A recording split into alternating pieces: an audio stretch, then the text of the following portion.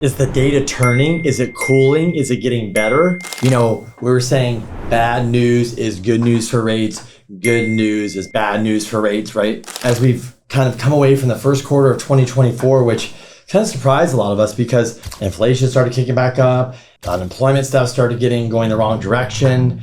Powell that commented at the end of last year saying we're going to have 3 rate cuts was ultimately like, that was a bad conversation. That was a bad headline. Maybe that was a bad call. And so we started backpedaling all this stuff. And all of a sudden we went from like an 8% rate and rates dropped and we were like off to the races. And then boom, inflation and the data started turning the opposite direction. And then as we start moving away from that first quarter, we're slowly starting to see retail sales slow down. The consumer slowing down. We're starting to see inflation numbers coming in a little bit better at expectation. We're starting to see the job market slowly but surely soften. And remember, guys, when we focus on these data points, we're focusing on the things that are going to move the needle for the Fed to cut rates. A quarter point, 50 basis points, 75 basis point cut, you got to remember, that's not moving the needle.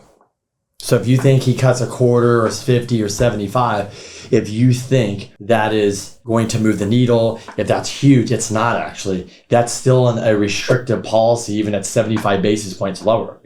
Go and do some research on that. It will tell you, because if we're at the Fed's fund rate is already over 5%, we go down, we're still hot, right? So, but remember, the first cut, the second, the third cut, depending on how much it is, if it's a quarter, or if it's, a quarter, half, one, whatever, the first one is going to be psychologically, meaning that we finally, all of us maybe out here that have been thinking, when are you going to cut? You should have cut. Why didn't you cut? And then there's another half of the camp like, don't cut. You're going to cut too soon. You're going to blow this thing. We're going to finally come together and say, okay, some people, when he cuts, they're not going to agree with like, what are you doing? You're cutting too soon. But Mr. Powell's really going to wait for that data to land in line as long as he possibly can. But remember, he's not looking to hit 2% inflation. He's not waiting for unemployment to go from 4 to 5%. He just wants to see the trend heading in the wrong direction, meaning the wrong direction that the economy is slowly slowing down. But we see it. We all feel it. And let's be honest, guys. I'm out here talking to clients every day, right? You're talking to friends, you're talking to family, you're in the summer, you're going to the beach, the barbecue, right? You're going to somebody's pool party, you're going to a game, you're going to an event, you're eating out, you're spending money. But we're also talking about like this last weekend, like really $100 and that's the meal you get? Like you go out and spend $100 on a meal and then you have a crappy experience. You're like, why didn't we just cook at home? Why didn't we just enjoy ourselves at home? The food sucked, the service sucked, and I'm paying $100. Just like, we used to joke when I'm back in the day, it was like, yeah, it's cheap because it's garbage food. I'm not going to mention any fast food companies out there, but the food used to be cheap and it used to be kind of crappy. Let's be honest. It's not good food. It's not nutritious. It's not healthy. We do it because it's convenient. It's a quick thing. But all of a sudden that convenient food, that burrito, that burger, the fries, right? The shake, whatever, the tacos that are maybe not the healthiest, but we go and grab that used to be, $3 to $5. All of a sudden now it's $10, $15 to eat. What the hell is going on here, right? So we're sitting here as a consumer realizing, okay, I see some things coming down, but then you go to the store, you go eat, you're like, not everything's coming down. Things are still expensive. Inflationary stuff's crazy. Look at insurance. Look at homeowner insurance. Look at car insurance. For God's sake, did your car insurance drop you? Did they keep you? Like, we don't even know what the hell's going on, right? So there's so many factors out there when it comes to inflation and when it comes to the economy that we're all feeling it. It's hurting us. It's pinching us.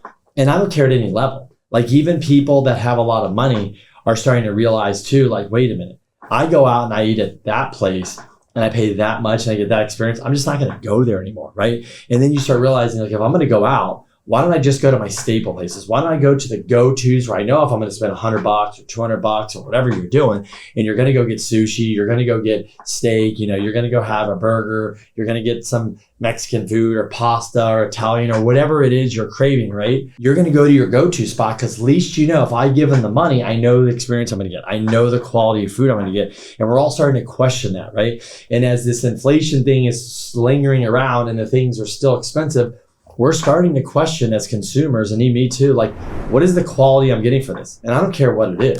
You're buying a car, you're buying a house, you're getting a loan, right? You're getting insurance, you're going to get your nails done. You're going to the dentist, you're going to the doctor, right? Whatever it is, you're going to get a massage. You're going to go travel. You're going to stay at a hotel. We're starting to realize, like, if you're going to pay for something and you're going to overpay or it's expensive and you're not going to get the service, this is getting to a point where, like, I'm just not going to go anymore. And also, a lot of consumers are trying to say, I got to save money. Like, if I'm going to go travel, I can't stay at the 5-star or the 4-star. I got to go 3-star, or I got to drive there instead of fly there, or whatever it is. So we're starting to all have these conversations, and I hear them over and over, and people are starting to get smart and going, we got to cut back. We got to conserve. We can't spend like this. And you're starting to see an economy. And slowly but surely, this is starting to rear its head, and it rears its head first in consumer spending. It rears its head first into the people that are getting crushed are people that probably make sub 50,000 according to data that are renting, because renting has gone up, right? But if they were able to buy a home, or they owned a home, they locked into a 30-year fix at 2, 3s, and 4s, they're in a fixed payment. Like, people that own a home, on that fixed payment, the inflation is not crushing them as much because they've got a nice fixed payment, right? They're saving money. Their house payment might have been $1,000 more, $2,000 more, whatever the number is before the pandemic when they got the refi. Maybe they got some cash out, they put it in the bank. Maybe they're making interest. I mean, the interest alone just from people putting on T-bills or money markets is way up too. So people are making that money. So people are feeling wealthy. Your 401k's up, your stock account's up, right? Your real estate's up. You're feeling good. For gosh sakes, there's $17 trillion in equities in homes. So people are starting to tap into that to use that. Whether it's the oh shit fund, or it's the, hey, I'm going to redo my house. I'm going to, buy an investment property. I'm going to put it back in my business, or whatever it is. I'm just going to consolidate some debt, or I'm just going to have it just in case as something comes up. And that's why I call it the oh shit fund. Like, oh shit, this happened. And oh shit, that happened. And I have the money to get there. At the end of the day, I talk to a lot of clients and they're stuck. Like, they feel the lock-in effect, but it's not even that. It's not the rate or the payment. It's also, they realize the same house they bought is double in price. The house they wanted to buy is double in price. So let's just say, for example, here in San Diego, they bought a house for, let's call it, $900,000. Okay, cool. That house is now worth, let's call it 1.5. Could be more. I'm just picking 1.5. Okay. Then the step-up house they used to want was 1.5 million when they bought the 900. Like, oh, I want to get that house. Well, that 1.5 is now worth 2.325. And they go, okay, well, if I sell this house and if I get $1 million out, right, and then they go put it down on the 2.5, now I owe 1.5. And they go, wait a minute. I bought this house for 900, I put 20% down, I owe whatever, 700. My payment all in is 4,000. So I'm going to go step up and I'm going to buy this. And now my payment goes to 10,000. Because remember, the 4,000 is a 3% rate. The 10,000 is on today's rate, maybe more. They're like, wait a minute, this is insane. I mean, $10,000? Like, no. And then they have taxes, insurance are higher, and the cost of the house is more. And it's just like, I got to do this and that. And then they sit there and go, this doesn't make any financial sense. This doesn't make sense for the short run, for the long run. And this is the conversation, folks, that everybody's having. And then if they do sell the house, they're like, well, I got a 2.5%. My mortgage payment's $3,500, and I'm going to move over here, and I'm going to put 10% down, and I'm okay with the new payment. Hopefully I can refi in the future, it comes down. But then they're like, I'm offsetting some of this payment because my payment over here is $3,500 or $3,000 or $2,500, and I can rent the house out for $45,000 or $5,000 or $55,000 or $6,000, right? And they go, cool, I'll make $2,000. I can apply it over here, and like, I'm not going to sell this. Like, I'll just pay this down, and then eventually, when I'm older, this will be a cash flowing, this will be like an annuity, this will be like a 401k, I can pass it to my kids can live there, and I'll just pay it off. And so these are the conversations that people that are staying in their house, they're going, well, I remodeled the house 10, 15 years ago. Maybe we should do it now. Let's do the backyard. Let's add a jacuzzi. Let's add a pool. Let's redo the kitchens. Let's paint it. And so one of my buddies has a kind of fancy car, and for his birthday, his wife stole it. It's actually Neil Dingra, if you guys follow him. It was kind of funny. And great story. And I was DMing him like, that's rad. He goes, it's a lot cheaper than buying a new car. And I was like, you know what? You got a point. Like, Neil had a really, really good point. It's kind of like, if you own a car and let's say the car costs $100,000 or whatever, it's $50,000, $70,000. Cars are such expensive right now that, and let's say, man, I'm kind of like tired of this car, but what if you just went and said, hey, I'll go get a wrap on it for $7,000, $5,000, $10,000, and you feel like you have a new car. It's almost like the same thing with the house. It's like, okay, I own a house, it's worth $1.5 million. I owe, $750. I've got a 3% mortgage. This is the payment. And like, man, I really want a new house. And it's like, wait a minute, why don't you just redo your house? Maybe you have to move out for, 90 days, go on a VRBO, and you're going to, apply that money and go, okay, but I'm doing this. And you're going to come back. It's like you painted the house, you got new furniture, landscaping, all this. And like you go back in, you're like, oh my gosh, you got new bathrooms, kitchens, this. Yeah, I spent the money. And now the house is worth more, but it's like, I got a new house. I don't have to go buy the step-up house. I don't have to feel like I'm missing out. So I think consumers are changing. I think we're getting smarter, especially with YouTube and Instagram and all this stuff. I mean, YouTube's insane. Like the amount of information you can find on YouTube just to learn about anything, and hacks and tricks and tips. So for the mind is great. So anyways, something to think about, something I'm seeing. What are you guys seeing? Are you guys feeling the pinch? Are you guys saying like, man, I'd love to have that new car, the new house, or this or that, whatever it is. Like, what's the hack on it? I mean, just like, look, you want to buy like a new bike, like these electric bikes, maybe a neighbor, a family member, or on offer up or something, somebody's getting rid of, that's like, I don't want these bikes anymore. I bought them during the pandemic. We're not using them. I like to cash out, get some chips off the table, and apply the money over here. And so we're kind of in a place where like, maybe we're not going to buy the new bike. Maybe we're not going to buy the new car. Maybe we're not going to buy that new house, but what we have, can we make it nicer, newer, so we're more happy and comfortable with it? So.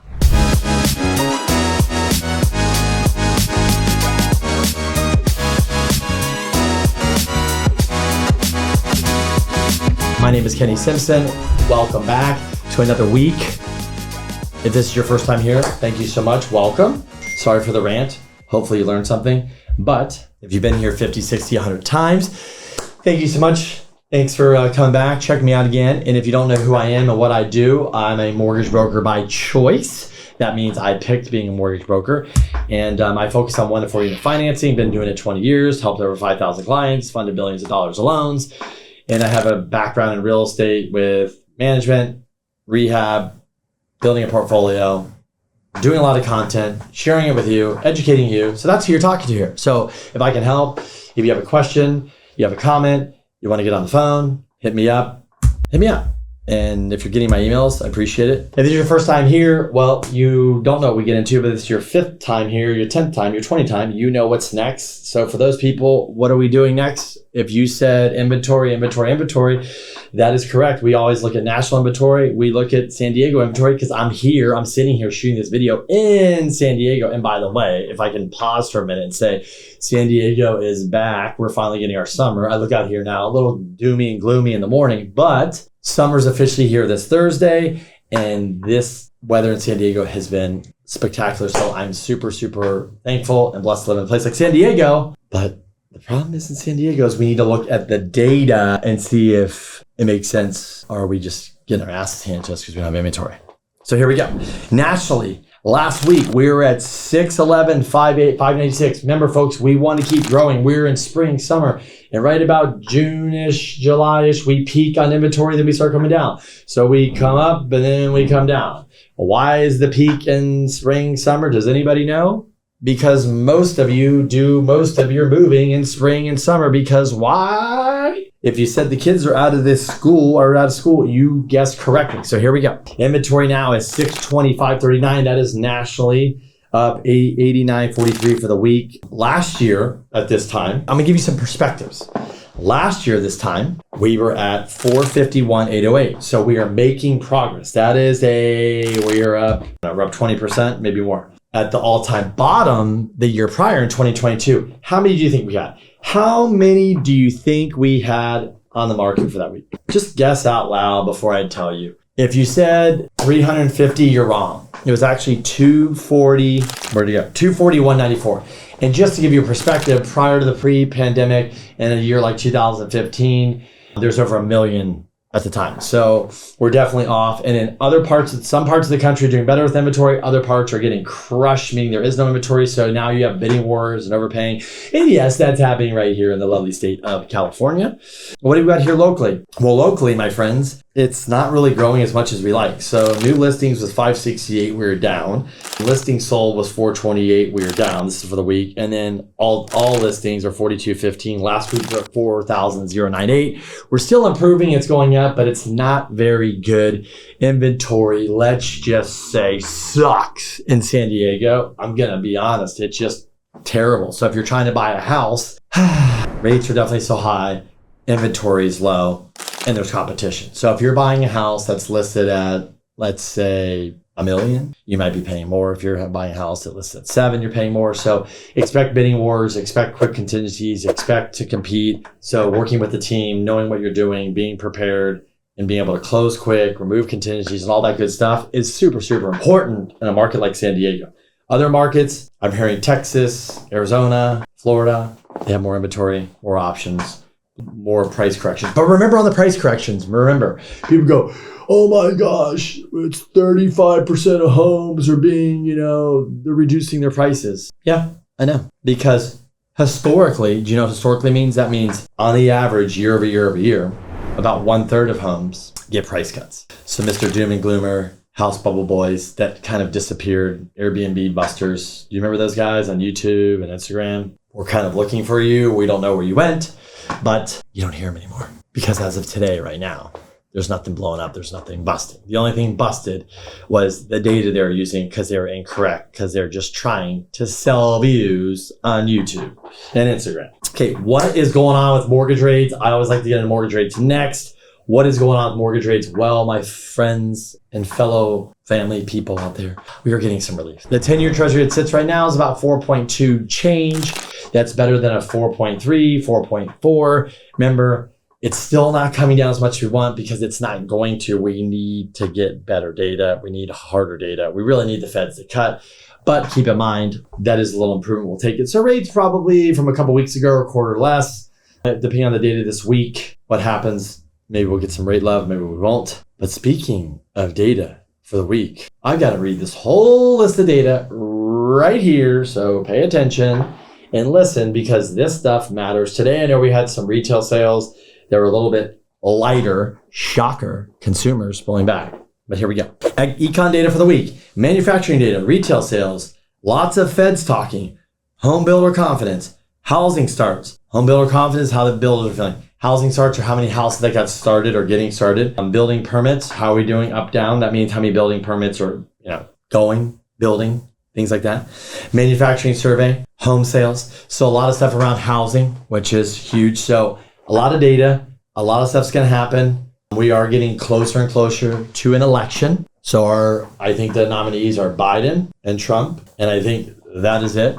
That is our option. So I am going to do a breakdown on a podcast if you guys want to know. Biden and Trump and real estate. So Biden, Trump, and real estate, right? Because all I care about, we don't care about politics because politics, as we all know, politics, schmolitics, it's too confusing. What we want to know, if Biden's in the office and Trump's in the office, what does that mean for real estate? What does that mean for rates?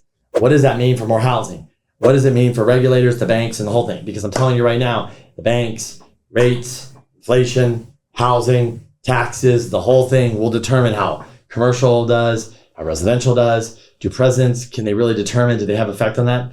Sure, I guess, but not really because the overall market kind of dictates it. Can they control the Jerome Powell? Sure they could, but I don't think they're doing it right now. So really, I like to see the difference of the two, their policies, what they're planning, what they're pushing, just so we both know, we all know what they're looking at. Because when it comes to real estate, what we care about in real estate is we love to have more inventory. We love people to have the option to buy and sell houses. We love to have people option to refi at these high rates. And we want low rates. And honestly, I think a lot of us are kind of like, not how we get there, but can we just get there for crying out loud? And for God's sakes, whoever's in office, can you please stop giving away money? Because that is not helping inflation. Quit spending more money than we have because that is bad business. That is bad policy. So I don't care who's in the office because you're both doing it. Quit. If you make $4 trillion, you can't spend $7 trillion. If you make $4 trillion, how about you learn how to spend like $3 trillion and start saving $1 trillion because we got to pay down this debt. Quit robbing from our grandkids to keep up this whatever we have going here that doesn't work. So that's what we really want to stop is quit spending money we have. Let's deal with inflation. Let's get it down, right? Let's get some lower rates too, for crying out loud. Let's spur this thing up. I mean, commercial's in a damn depression. Residential's in still a recession because we're not moving enough houses and people can't buy. And a lot of people are sitting on the fence waiting around. So we got to get this thing moving, but it's not that easy because you printed $10 trillion, all of All of you are all guilty. All you guys in the government, yeah, you were all guilty. I don't care if you're right, if you're the middle, if you're left, if you're up, if you're down. We don't give a shit because you love to spend money that ain't yours and just give it away. And cool, if you're for it, great. If you're not for it, great. It doesn't matter because shit ain't going to get better if we keep doing it. So whatever you're on, good for you. But if you're trying to buy a house and you want lower rates, and guess what? I know Republicans and independent and Democrats all need to buy houses and they all need to refi and they're all bitching about rates. And yeah, you know who you are. So who cares where you are? We just want lower rates. So why are we advocating for something that's not going to give us lower rates or just going to keep inflation higher? That doesn't help, right? We need some relief, people. So whatever. I'm not saying that's why you're voting on one particular party. I'm just saying is we need to quit spending money, and that should be the message. Like, who cares who the party is? Like, let's balance a budget here, folks, and let's get our inflation down. And why does it cost, $100 or $50 to go feed your family of 4 at McDonald's? Like, isn't that insane? Or $60 or whatever the hell it is? It's crazy. Like, I thought it used to cost like $15. Like, how the hell is this possible for people to survive? So we need to think about this stuff. Okay. Let's go to some fun stories. Okay, I love this article by Housing Wire. My fellow friends at Housing Wire. Borrowers could save $76,000 over mortgage lifetime by shopping, says Lending Tree. $76,000. Folks, we can read through the article here.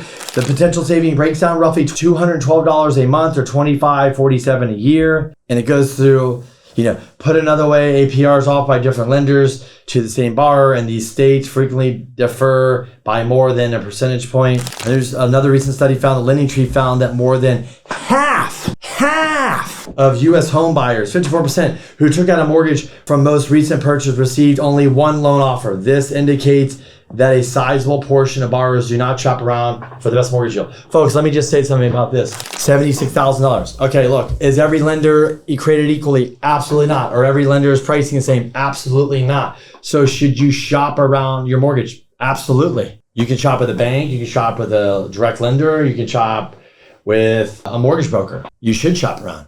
The people that come to me, they shop around. But guess what? I'm a mortgage broker. And guess what? I've been in this industry 20 years. 20 years, folks. This is your first home you're buying. And I've been in this industry 20 years and I'm a top producer. Why am I a mortgage broker? Well, let's go through it. Better service, better tech, better speed, and better pricing, rates, and cost on a loan. That is data. So I chose mortgage broker because when I was a direct lender, I was tired of going, oh my gosh, if my client calls mortgage broker, I'm going to lose a deal because their rates are better. Simply that. Do I need to say more? So if you're talking to somebody, been doing this 20 years and they're a mortgage broker and they're like, no, we have a sheet, I put it in and it shops 50 different lenders and comes back, here's my best pricing.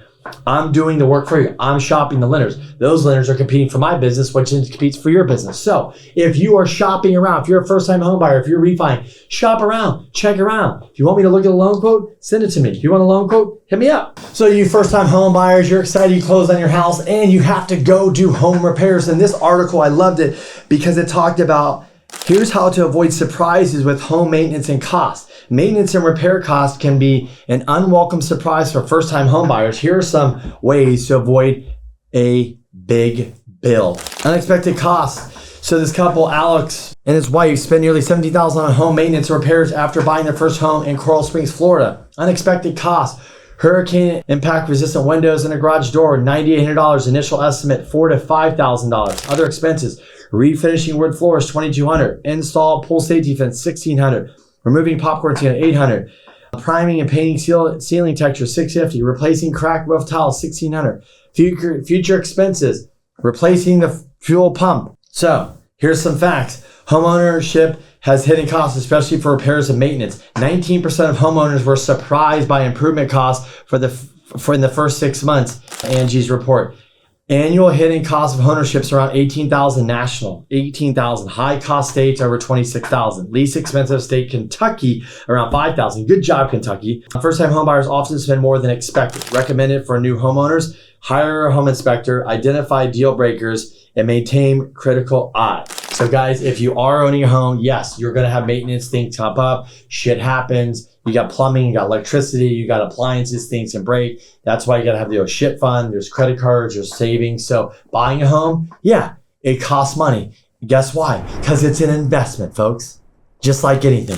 If you put money into investment, you get it back. So if you repair and make things nicer and newer, your value goes up. So if you think you're going to buy a home and never spend money, I don't know what planet you're living on, but it ain't mine. With more inventory this year, competition is cooling off, but not everywhere. No, don't get confused. Remember, read the information. So where is competition cooling off? Where are you getting more listings up? So May listings up 13% from last year per Zillow. Market inventory up 22% from last year. We talked about early in the brief. Remember, we're at 600,000. Last year was 400,000. Year before was 200,000. I know there's more. The numbers are different than I said, but it's been growing coming out of the pandemic.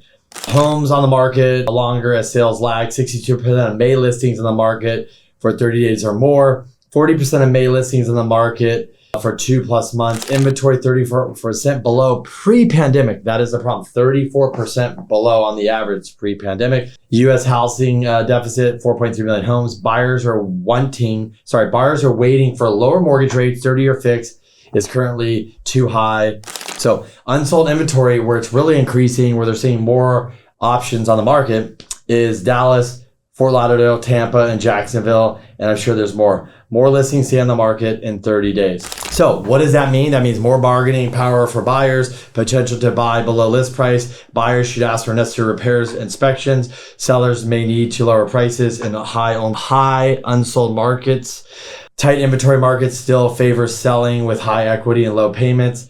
Mortgage rates stable near term. Fed expects one rate cut this year. Buyers should stay informed for potential rate changes. So what does this mean? If you're out buying in these markets, you can get a deal. Have them pay for closing costs. Have them buy down the rate. Ask them to renegotiate. Get a better deal, right? If you go in, there's inspection of the property. You should say, hey, I want to get this fixed, that repair. But if you're in a place like San Diego and you're trying to buy in an housing market, like here, where inventory is tight, there is none of this. You're overpaying, you're removing contingencies, you're closing quickly. You are basically, what? Yeah, you're not in charge. The seller's in charge. So you have to do what you got to do to buy a house. But in other markets, Florida, Texas, Arizona, things like that, where there's more inventory, you have the power, or sometimes more power, the buyers these days. And last but not least, another article on CNBC. So Gen Z is harnessing, according to the CNBC article, one of the magical qualities of investing. Advisors say how it helps them build wealth. Obviously, one of the magical things about investing is the compound interest. Even Dave Ramsey, who we're maybe fans or not fans of, he knows this. Go type in retirement calculator, put it in there. You can put 5,000 I start with, put $100 a month, whatever you want, and watch it compound. So let's look what this article talks about, how starting earlier is only going to help you more for retirement. So Gen Z is beginning to invest at the age 19 on average, which is great, way earlier than previous. Previous has been 25 for millennials and 35 for previous generations. So if you set aside $5,000 each year at 19 years old, you could have more in retirement and starting at $500,000 more in retirement at the age of 25.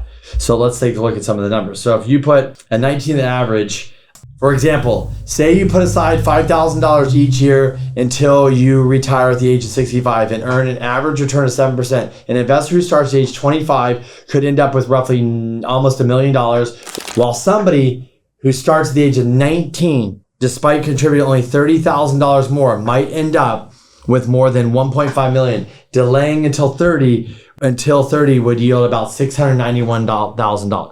So folks, if you're a Gen Zer and you're starting early, kudos to you. This is probably because of TikTok and Instagram and YouTube and all the influencers.